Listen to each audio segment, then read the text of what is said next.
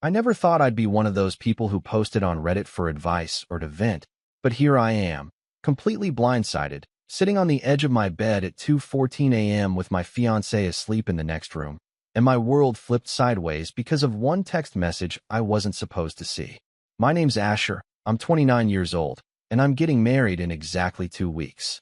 Or, I was. That part is a little fuzzy right now. I've always been the dependable one in my family. You know the type?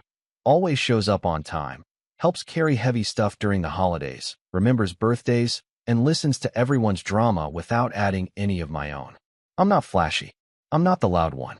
I'm not the golden child either. That would be my older sister, Morgan, 31, surgically attached to her phone, and always armed with some thinly veiled insult wrapped in a compliment. "You're so brave for proposing with that ring," she said at our engagement dinner, in front of my future in-laws. That sort of person. Morgan's always had a way of turning everything into a performance, especially when there's family around. She's the queen of the backhanded remark and the tearful confession that conveniently makes her the victim. And the worst part? My parents eat it up. Every time. My mom calls her passionate, and my dad just shrugs and says, "That's how Morgan is, you know that." Me? I was the quiet achiever. Got a decent job in IT straight out of college. Bought a condo at 26. Paid off my car. Started a little side business designing security systems. Nothing glamorous, but solid. Steady. I've always tried to do the right thing, maybe to a fault. I don't stir the pot. I don't start fights. But I think people confuse that with weakness. And after tonight, I'm starting to see just how many of them do. The woman I was supposed to marry, Sophie, came into my life 3 years ago. Sweet, grounded, funny in a dry, sarcastic way that caught me off guard on our second date. She worked in museum curation and had this habit of organizing the condiments in my fridge by era, as if the ketchup bottle was some kind of ancient relic. I fell hard.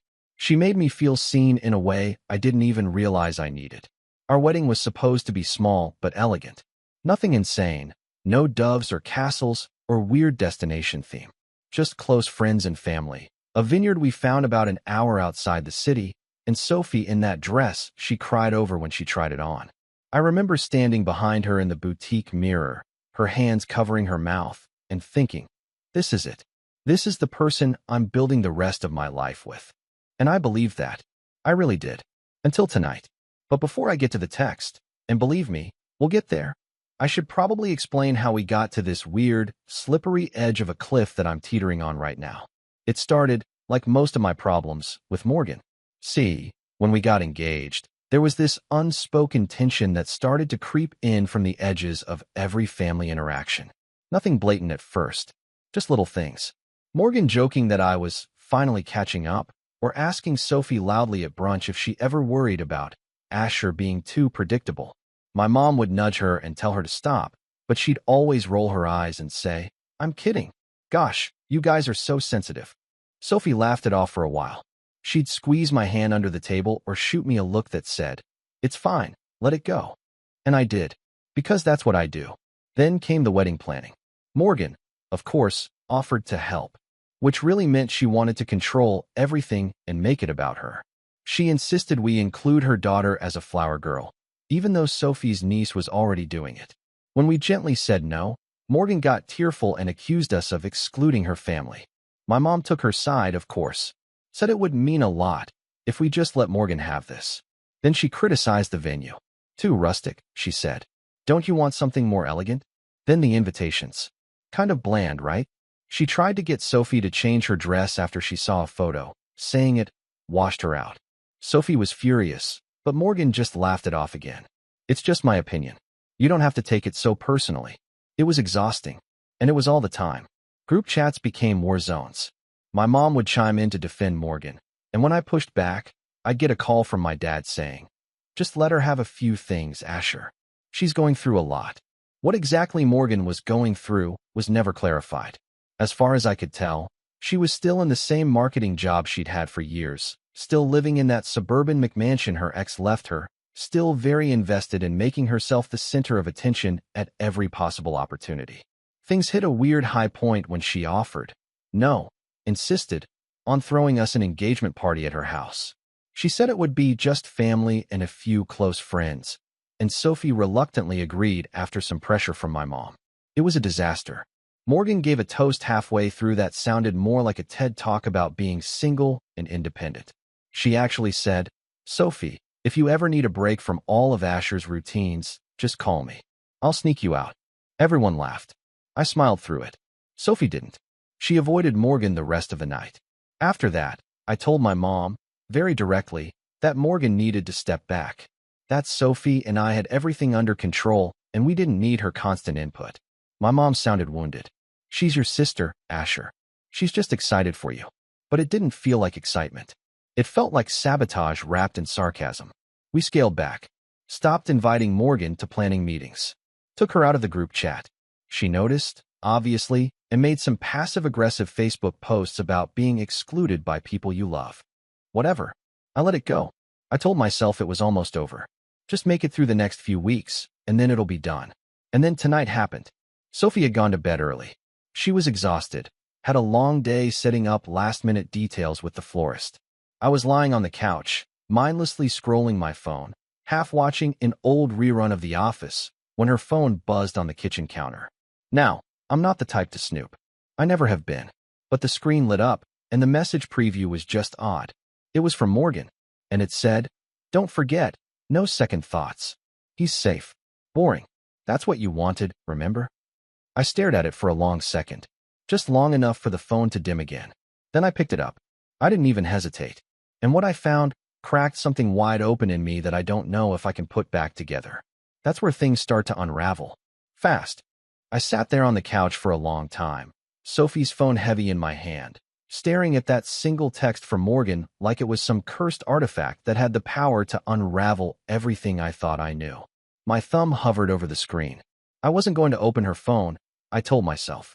I respected her privacy. I trusted her. I loved her.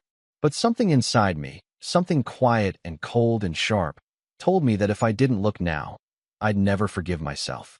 So I tapped the screen, unlocked it with the code I knew, her birthday, and opened the thread with Morgan. It wasn't one message. It was a whole conversation. Weeks long. At first, it was just Morgan doing what Morgan does. Mocking, poking, always trying to stir something. "You sure you want to do this?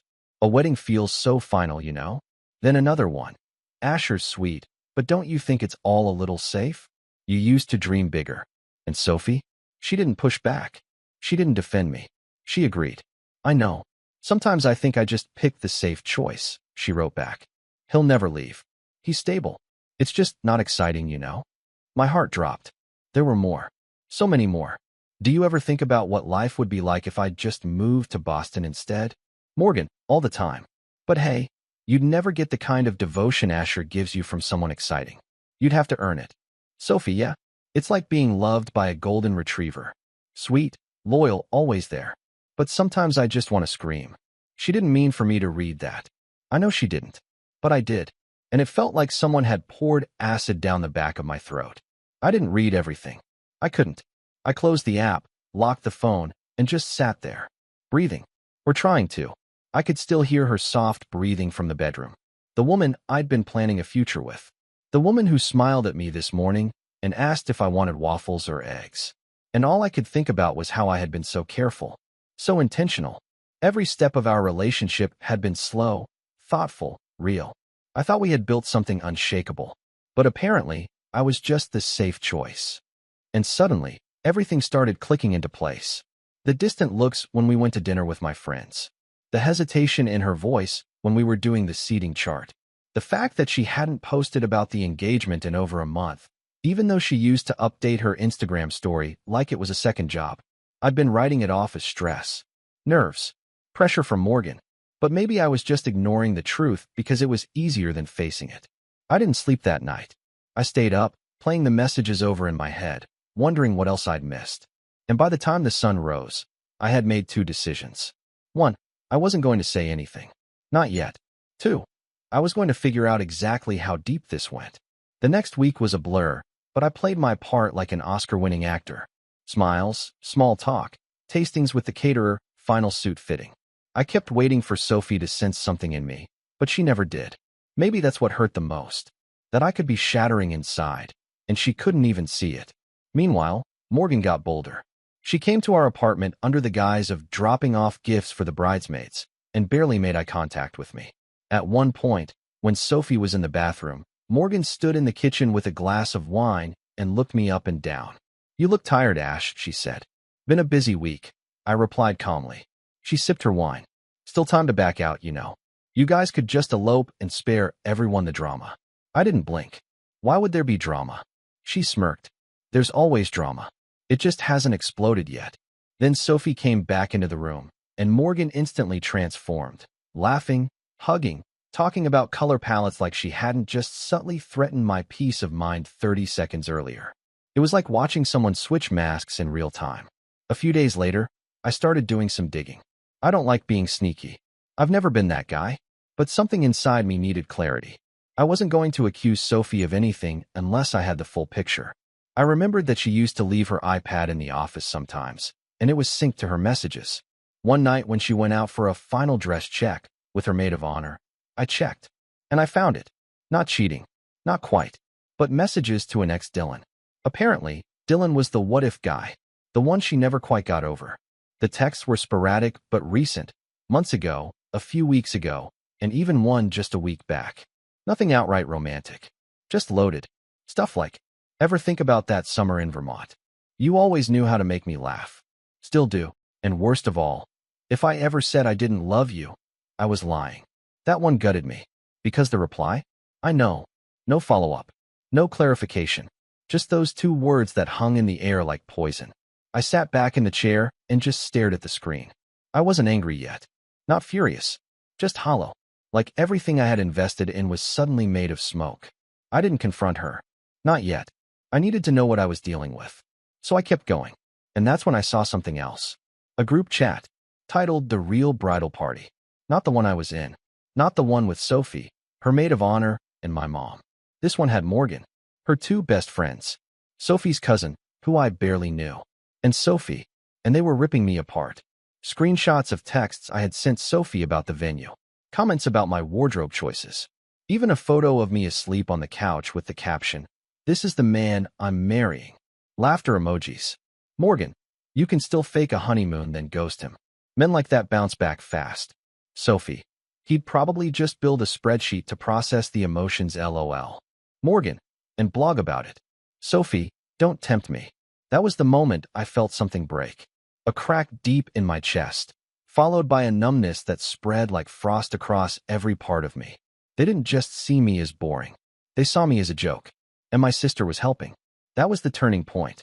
That was when something inside me, something that had always been quiet and soft and patient, stood up. No more. I closed the iPad, locked it, put it right back where it was. Then I sat on the couch, stared out the window into the city night, and began to think. Really think. Because I wasn't going to yell. I wasn't going to cry. I wasn't even going to ask why. I was going to do something. And the funny thing was, none of them even noticed the change. Not Sophie, who kissed my cheek the next morning like nothing had happened. Not Morgan, who texted me later that day with a meme about wedding stress. Not my mom, who asked if I'd considered letting Morgan say a few words during the ceremony. No one saw it, but something had shifted in me. And what I was planning, well, let's just say, it's not the kind of revenge you shout about. It's the kind you prepare for. The kind that makes people wish they'd just left you alone. It's strange how calm you can feel when everything inside you is falling apart. In the days after I read those texts, I moved through the world like a shadow of myself. I still went to work, still answered emails, still took client calls, but it felt like I was watching someone else live my life, like my brain had temporarily gone into some kind of survival autopilot. The worst part was pretending everything was fine, smiling when Sophie asked what kind of napkins we should use, nodding along when my mom brought up the ceremony readings again, pretending not to notice when Morgan made yet another dig about how serious I always looked. I wasn't serious. I was shattered. The weight of knowing that the woman I was about to marry saw me as some boring consolation prize, someone to settle for, someone safe, was heavier than I expected. It wasn't even about her ex, or the texts with Morgan, or the mocking messages in the group chat.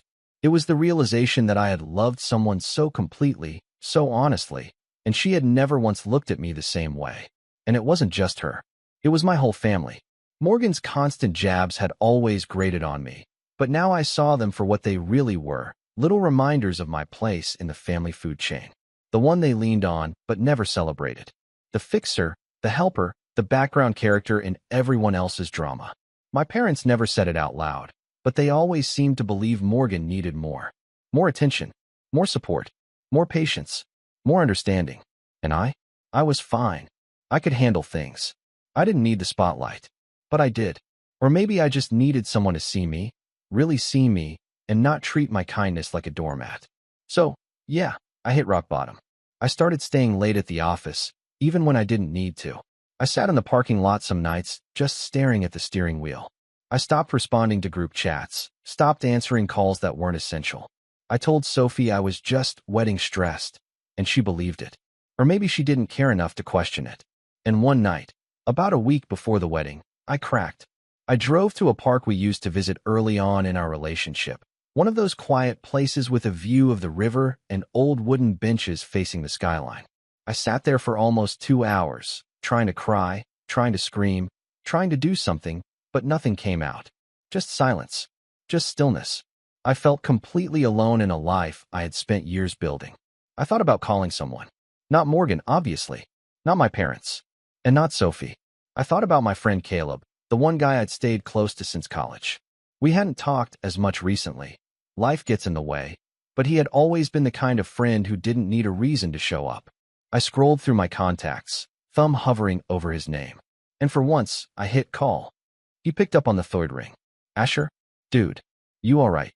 I don't know why, but the sound of his voice, steady, familiar, was what finally cracked the dam. I didn't give him the full story. Not yet. Just told him I was going through something, that things with Sophie weren't what I thought, and that I needed a breather. Caleb didn't push. He just listened. Offered to meet up the next day.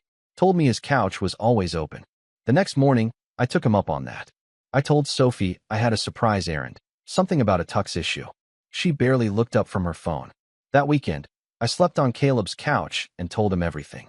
The texts, the group chat, the feeling that I was a guest star in my own relationship. He didn't interrupt. He didn't try to talk me down. When I finished, he just looked at me and said, "So what are you going to do about it?" I had no idea, but I knew what I wasn't going to do anymore.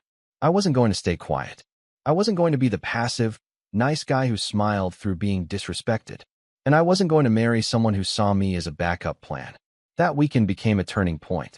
I started going through every part of my life with fresh eyes. Not just the relationship, but everything. The condo? Still under my name alone. Good. The wedding? 90% funded by me.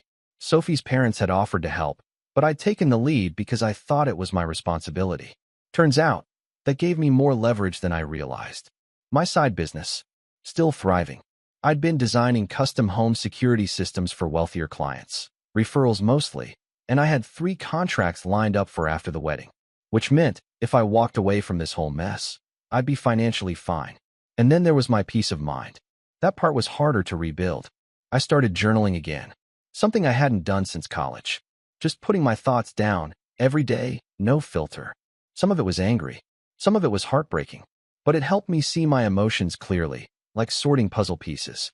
I also called my Aunt May, my dad's sister. She was always the black sheep of the family. Didn't show up to every holiday. Lived out west. But she had this calm wisdom to her, and she'd always had a soft spot for me. We talked for over an hour. She said, "You've been carrying everyone else's weight your whole life, Asher.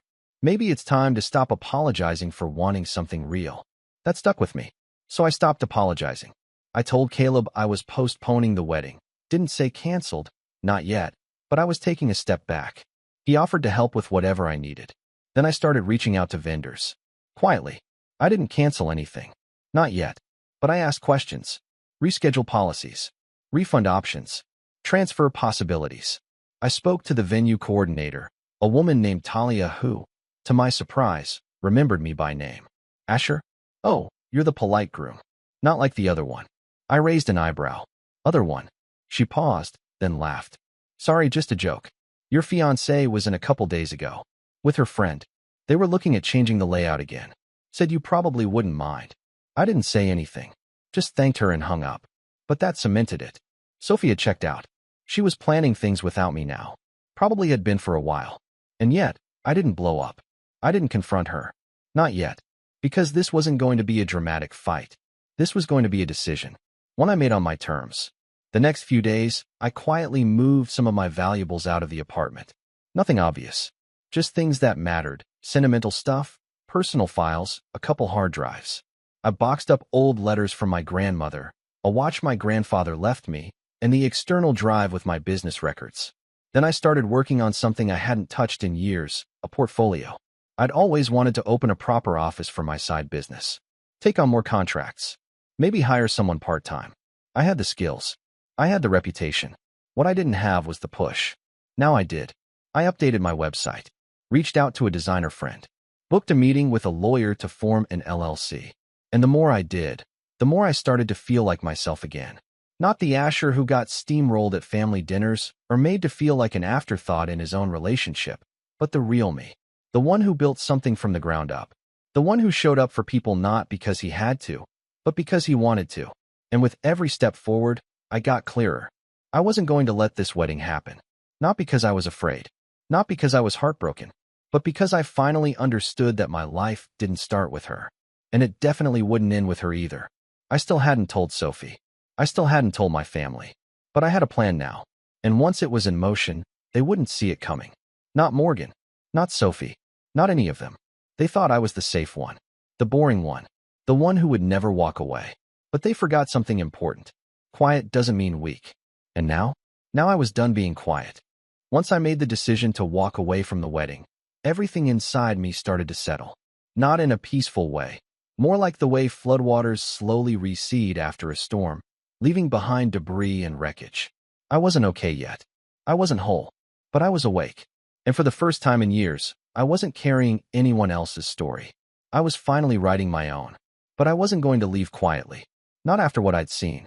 Not after the way they laughed at me. I didn't want an explosion. I wanted something quiet, smart, deliberate, something that would stick. That they'd remember. I started with Sophie. Not directly. Not yet. But I began weaving my exit plan in the background like I was setting up a chess endgame. Slow, silent, piece by piece. First, I visited the venue alone. I requested a private appointment with Talia, the coordinator, and told her I needed to make a few changes. I brought coffee. I smiled. I even joked about last-minute nerves. And then I got serious. I need to know what happens if the groom pulls out, I said. She blinked. I'm sorry. Hypothetically, what are the legalities if I decide not to go through with it? She hesitated. Well, if it's within 72 hours, you lose your deposit. But beyond that, it's your event. If your name's on the contract, which it is, you control the reservation. I nodded slowly. Good. One more question. Can I move the date without notifying anyone else on the guest list? Talia blinked again. You can, yes. But I would strongly advise. I won't cause trouble, I said, cutting her off gently. I just need some time. And I may need to use this space for something else. She didn't ask. She just nodded. Then I called the caterer. Same deal.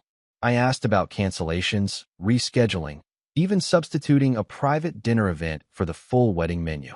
They were confused, but polite. I paid a small fee to put a flexible hold on the original menu while I considered downscaling. Downscaling. What a funny word. Then came the photographer, DJ, florist. Each time, I played the same card. Slight change. Just checking options. Don't tell anyone. And slowly, I began untying the threads of the wedding that Sophie was so eager to turn into a performance. And she had no idea. She was too busy planning the bachelorette brunch Morgan wanted to host at some overpriced rooftop bar. Too busy updating her Pinterest boards with cake designs and moody modern color schemes. Too busy complaining to her friends about how I was checked out lately and acting weird. Of course I was. I was done pretending. But I wasn't just setting up an escape. I was setting up the reveal. Because revenge? Real revenge? It's not about rage. It's about clarity. And it's about timing. Around this time, I reached out to Caleb again.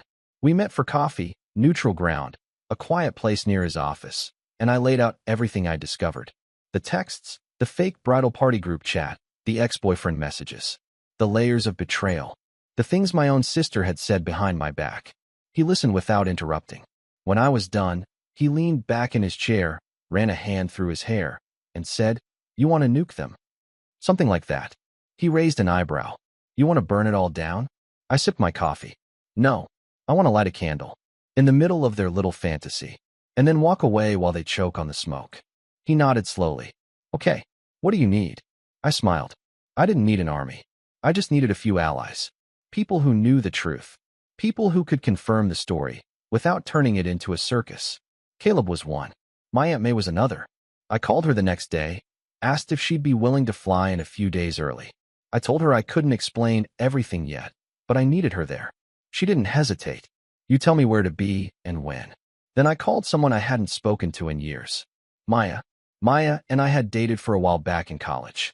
It ended amicably, different cities, different goals, but we'd stayed in touch now and then. She was a graphic designer now, working freelance. I'd seen her post about freelancing on LinkedIn recently, and it gave me an idea. Hey, I said when she picked up. Weird question. Would you be up for a quick freelance job? Strictly professional. She hesitated. Depends. What kind of job? I need a brochure designed. Looks like a wedding program, but it's not. I'll explain later. Just trust me. It's going to be epic. She laughed. You always did have flair for the dramatic. Only when necessary. I sent her a rough draft that night. Carefully worded, designed like a typical wedding program with flowery fonts and gold trim. But inside, it told a story. My story. Side 1, the wedding timeline. Side 2, the truth. In plain language. Names redacted, but the details were unmistakable. Anonymized screenshots of the worst messages, a brief paragraph titled, What you see isn't always real, and a final message. The groom has decided not to perform today. Thank you for understanding. Maya called me the next morning. Is this real? Every word. And you're giving this out at your wedding? Not at the wedding, I said. Instead of the wedding. She whistled. Damn, you always were the nice guy. What happened? I paused. I finally got tired of being the punchline. The next few days were a blur of careful movement. I printed the brochures under a private label, had them boxed and sent to Caleb's office. Booked a few extra chairs at the vineyard, not for guests, but for witnesses. Aunt May, Maya, a couple close friends who knew just enough to be trusted. Meanwhile, Sophie was spinning in her own little reality bubble. She spent her time complaining about seating charts, arguing with the florist, posting selfies with Morgan captioned bliss and chaos. She didn't notice me pulling away. Or maybe she noticed and just assumed I was stressed, which was true, but not in the way she thought. Then, exactly 3 days before the wedding, I got a call from my mom. Asher, she said, her voice tight. Can we talk? About what? Your sister said you're being difficult, that you're pulling out of things. Is everything okay? I nearly laughed. Mom, I said, Morgan has spent the last 2 months treating this wedding like her own personal spotlight. If anyone's being difficult, it's her. She's just excited. You know how she is. I do. That's the problem. There was a long pause. Are you calling it off? She asked finally. I didn't answer. Not yet. But I could tell the panic was starting to creep in. Good. Because panic makes people sloppy. And I was almost ready. The night before the rehearsal dinner, Sophie and I were supposed to do a quiet dinner together. No phones. No distractions. Just us. Her idea. I agreed. And then I didn't show up. I left my phone at Caleb's. Let it ring. Let the texts pile up. And I watched the clock tick past each minute she waited for me, wondering, maybe for the first time, if something was really wrong. She came home after midnight. I was already in bed. Lights off. Eyes closed. She didn't say anything. Neither did I. The next morning, rehearsal day, she left early. Morgan texted me a series of question marks around 10 a.m.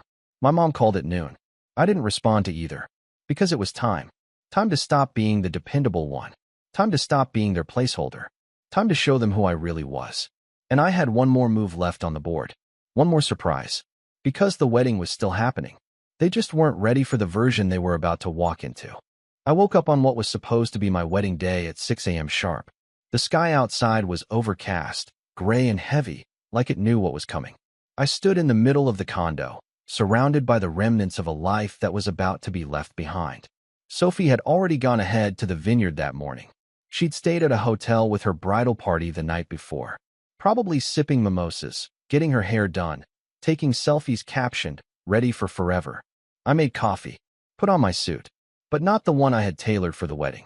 No, I wore the charcoal gray one I wore to client meetings, clean, crisp, professional. Because today wasn't a wedding. It was a presentation, and I was about to deliver the keynote of my life. By 9 a.m., I arrived at the venue, quiet, early. The vineyard was beautiful in the morning fog.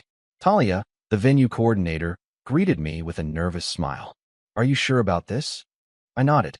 "Just make sure the staff is in position and no one interrupts the usher." She handed me the box. Inside were the custom programs Maya had designed. Elegant, deceptive, brilliant. They looked just like normal wedding brochures. Names in gold script, a timeline of the ceremony, a heartfelt quote on the back. "Love doesn't make the world go round. Love is what makes the ride worthwhile." But inside was the truth.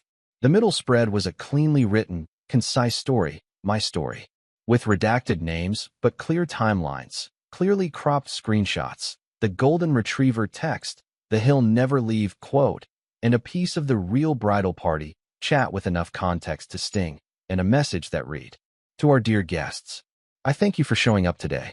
Unfortunately, this ceremony will not be going forward. I have learned, too late, that love without respect is a performance. That trust is not a gift to be laughed at. And that loyalty, without honesty, is not love at all. I've chosen to walk away, not in anger, but with clarity. May you all choose partners who see you, value you, and don't secretly pity the life they build with you." Asher. Each program was sealed with a ribbon, placed on every guest chair. At exactly 10:45 a.m., 15 minutes before the ceremony was supposed to begin, Caleb, dressed like a groomsman, started handing them out with a calm smile. People assumed it was part of the event. Most didn't open them right away. But when they did, the ripple began quietly. Soft gasps, confused murmurs. One woman actually clutched her chest and said, "Oh my God." The buzz grew louder as more guests read. My Aunt May stood at the back near the refreshment table, sipping tea like she wasn't watching a social grenade go off. Then Morgan showed up. Late, of course, wearing a ridiculous designer gown that clearly cost more than my entire catering budget. She waltzed in like she was the star of a red carpet event. She smiled, waved, and the second she saw Caleb handing out the programs, her smile dimmed. She grabbed one, opened it, and froze. I was watching from the groom's suite, via security feed. I had paid one of my own clients, an event videographer I worked with professionally, to rig the place with discreet cameras the week before. Not for surveillance, for documentation. Morgan's face turned pale, then red. She spun around and scanned the guests, eyes wild, lips moving as she muttered, What is this? What is this?" She stormed toward Caleb. "Who gave you permission to? Where's Asher?" Caleb smiled calmly. "He'll be out shortly."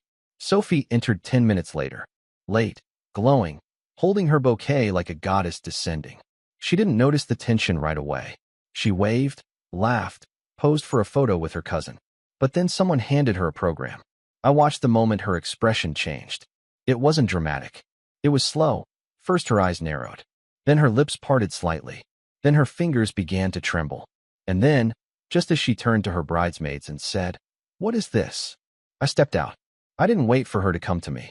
I walked straight down the aisle, through the growing crowd, every eye on me. My heart was steady, my hands calm, and I felt something I hadn't felt in months.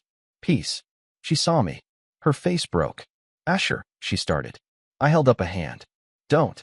Morgan was storming toward me, heel clicking like a metronome of fury. "You think this is funny? You embarrassed her. Us. In front of everyone." I turned to her. "No, Morgan. You embarrassed yourselves. I just stopped letting you do it quietly. You are going to regret this," she hissed. I tilted my head. I already did. For years. But not anymore.